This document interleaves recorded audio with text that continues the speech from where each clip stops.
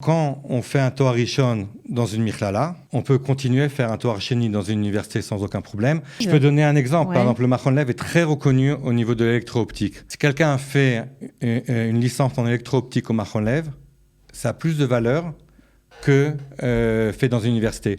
Les professions réglementées et les équivalences, les dossiers Qualita, en savoir plus sur l'ALIA. David Kaufmann, bonjour. Bonjour. On est ravis de vous accueillir parce que nous allons parler des études académiques et des Mirklalot en Israël et particulièrement du Machon Lev puisque vous y êtes enseignant. C'est exact. Je suis enseignant depuis 2012 au Machon Lev dans le département d'ingénierie industrielle. Alors, vous êtes prof donc depuis 2012, mais avant ça, vous avez aussi une carrière chargée puisque vous travailliez dans le privé chez IBM pendant un long moment.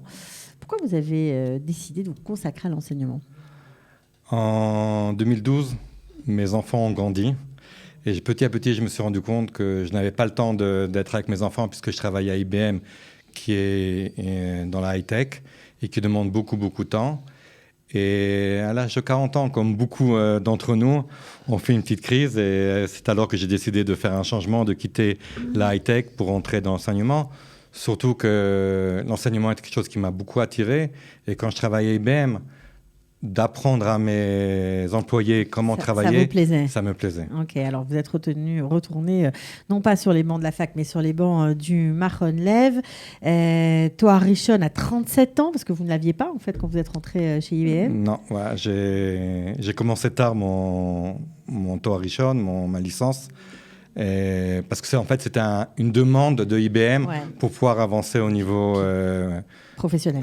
Puis du coup, vous avez continué sur votre lancée, vous avez enchaîné sur un master, un Toar Sheni et un doctorat. Alors, on y reviendra peut-être tout à l'heure, mais donc à 46 ans, vous étiez diplômé du Machon Lev. C'est comme ça que vous y êtes rentré en tant que prof ?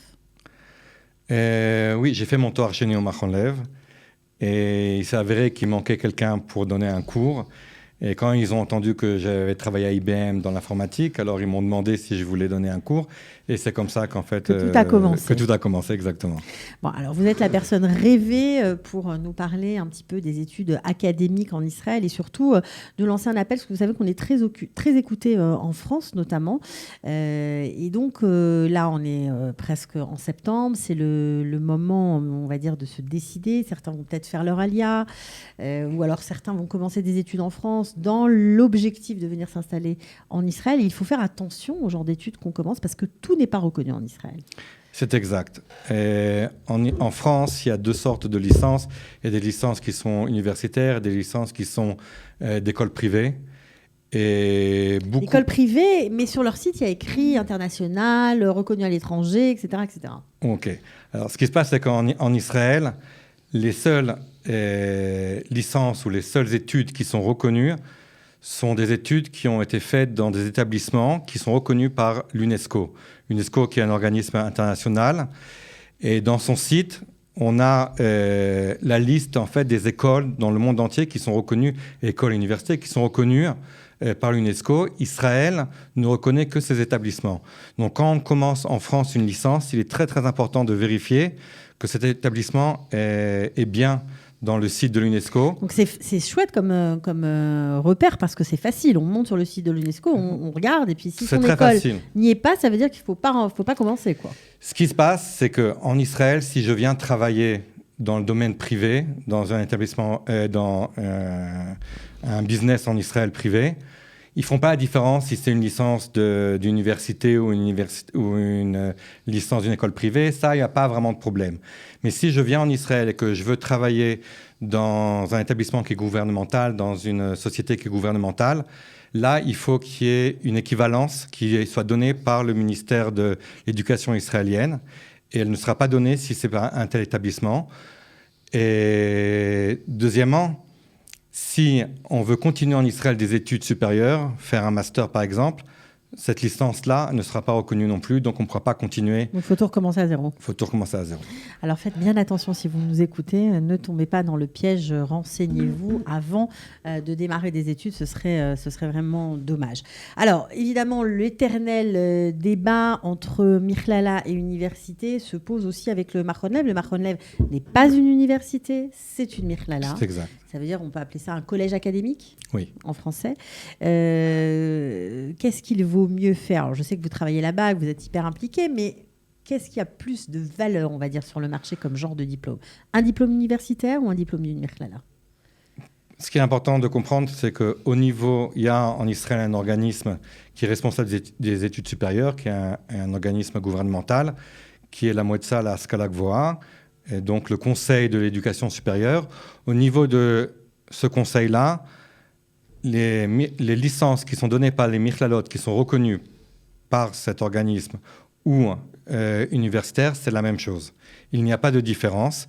Les universités sont plus penchés vers la recherche, alors que les Mirklalot sont plus penchés sur le domaine professionnel, d'aller travailler. C'est plus concret, ça veut dire, un diplôme dans un collège académique comme enseignement? C'est censé être plus concret. Okay. Je ne peux pas parler pour toutes les Mirklalot, mais c'est censé être plus concret. Et c'est donné souvent dans des plus petits groupes. Dans les Mirklalot, on peut être 40, 50 par classe, alors qu'à l'université, on est 200, 300. Donc, c'est aussi plus personnel. On a plus l'attention du professeur que dans une université. Mais j'avoue qu'il y a certaines compagnies qui souvent regardent où on a fait la licence et ils auront une petite préférence pour les universités. Donc ça veut dire quoi quand vous dites certaines compagnies, certaines sociétés, plutôt des grosses sociétés israéliennes, des sociétés d'État, plutôt lorsqu'on veut travailler, je sais pas moi, dans l'administration, à haut niveau? Ça dépend. Sociétés privées? Ça dépend souvent de du management qu'il y a dans cette compagnie. Si c'est des gens qui sont venus d'université, alors ils cherchent des gens qui viennent d'université souvent. Il n'y a pas de loi pour ça. C'est pas quelque chose de fixe que dans les compagnies gouvernementales, alors ils préfèrent comme ça. Dans les compagnies, c'est pas de façon fixe, mais des fois, il y a des préférences qui sont faites, qui sont encore plus que l'université, c'est un peu plus sérieux. C'est en train de disparaître, mais ça existe encore. Il faut avouer que ça existe encore, donc il faut faire attention. Maintenant, quand on fait un Toar Rishon dans une Mirklala, on peut continuer à faire un Toar Sheni dans une université sans aucun problème.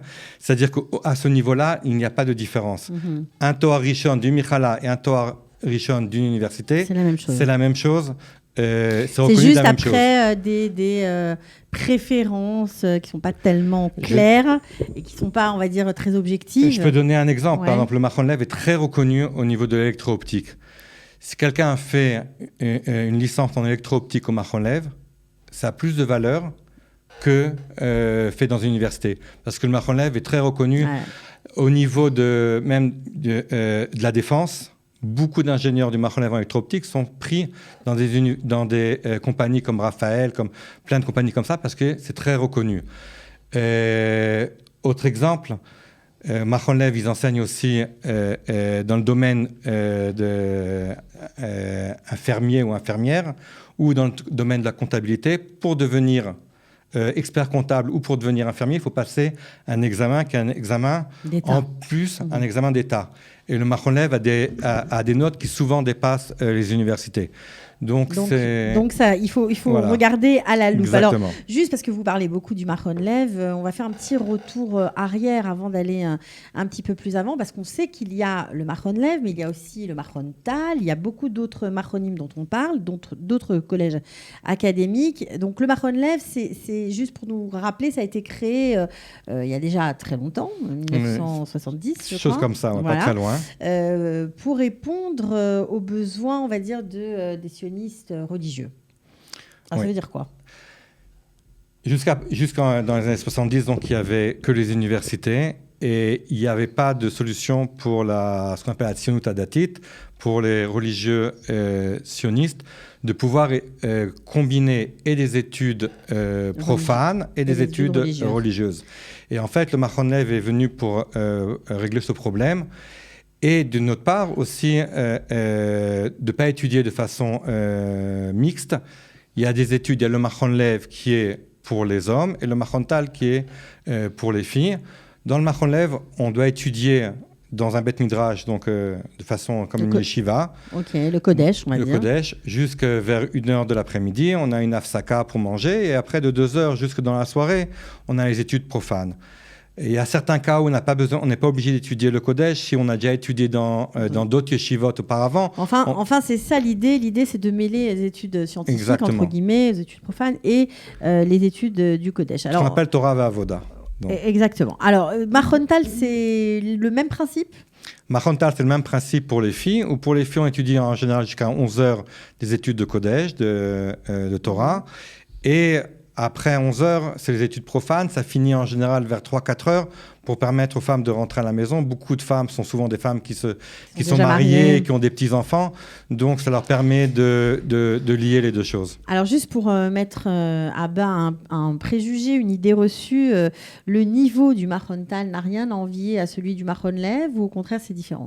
Ah non, tous les Machonim ont ce qu'on appelle Machon Lev, qui en fait maintenant aujourd'hui s'appelle le Centre académique Lev. Il a changé son nom il n'y a pas très longtemps.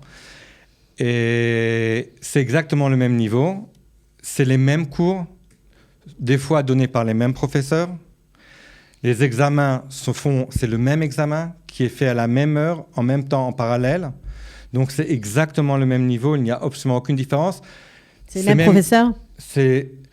Alors, ce qui se passe, c'est qu'au Machon Lev, il n'y a que des professeurs qui sont des hommes, alors qu'au Machontal, il y a des hommes et des femmes qui enseignent. D'accord. Donc, des fois, il y a des cours, c'est pas les mêmes professeurs, mais ils enseignent exactement les mêmes choses. Une précision à faire. Qui est une obligation de ce conseil de l'Académie des études supérieures qui ont obligé le Machon Lev à ce que ça soit exactement le même niveau. Même chose pour pas avoir, bien sûr, de différence de niveau. Donc là, c'est important de le préciser parce que voilà, vous nous enlevez d'un doute. Alors, évidemment, on peut faire plein de choses au sein du Machon Lev. Ce qui est intéressant aussi de savoir, c'est qu'on peut, dans certains cas, se remettre à niveau. Je pense notamment aux étudiants orthodoxes qui n'ont pas étudié, on va dire, dans un circuit classique, qui n'ont pas le bac souvent, et qui apparemment rentrent de plus en plus dans des programmes d'études supérieures. Comment ça se passe au Machon Lev ? Alors le Machon Lev s'est mis comme un de ses buts d'aider le monde ultra-orthodoxe de rentrer dans le monde du travail. Et il y a au Machon Lev et au Machontal, il y a une année de préparation qui s'appelle la Mechina, une année de Mechina qui permettent aux hommes ainsi qu'aux femmes de pouvoir pendant 1 an étudier, se faire une remise à niveau et à la fin de cette année-là, de passer des examens qui sont une équivalence au bac. Donc en l'espace d'1 an, des gens qui ont étudié que en yeshivot et qui n'ont pas eu le bac, qui n'ont pas étudié des mathématiques ou de l'anglais ou d'autres matières, peuvent en l'espace d'1 an se mettre une mise en niveau. C'est une année très difficile. Il faut travailler très dur, mais ils peuvent le faire et au bout d'1 an, rentrer et faire une licence comme n'importe qui. Alors ça, c'est pour les garçons, on va dire, orthodoxes. Maintenant, il y a des filles orthodoxes également qui veulent étudier. Alors le Machontal n'est peut-être pas assez religieux pour elles. Est-ce qu'il y a d'autres collèges académiques de même niveau ? Oui, alors pour les femmes, il y a le Machon Dat et le Machon Lustig, qui sont 2 machonim qui, encore une fois, font partie du Machon Lev.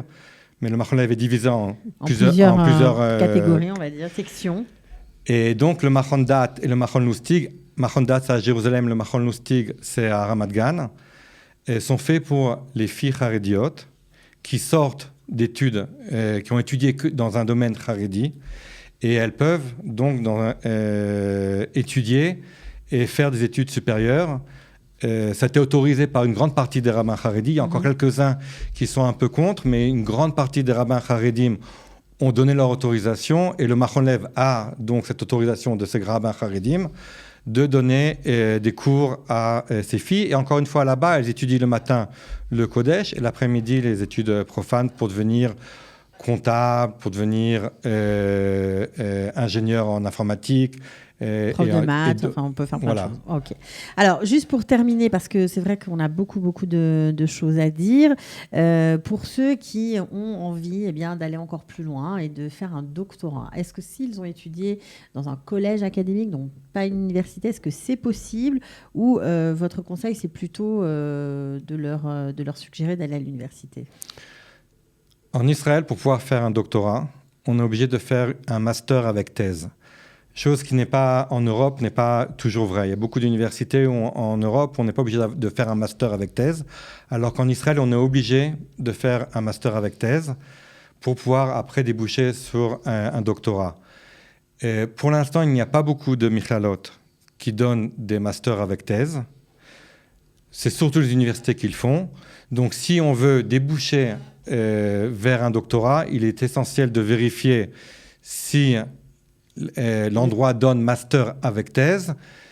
Et comme j'ai dit, il y a beaucoup d'universités toutes les universités donnent master avec thèse, alors que les michalot, il y en a quelques-unes, ça commence un peu, donc il faut faire attention de... Donc ça aussi, c'est une chose importante à expliquer aux gens qui vont s'inscrire et démarrer des études pour ne pas être coincés à la sortie. En tout cas, merci beaucoup vraiment David Kaufmann d'avoir participé à l'émission. Vos étudiants ont bien de la chance. J'imagine qu'ils doivent bien se régaler avec vous.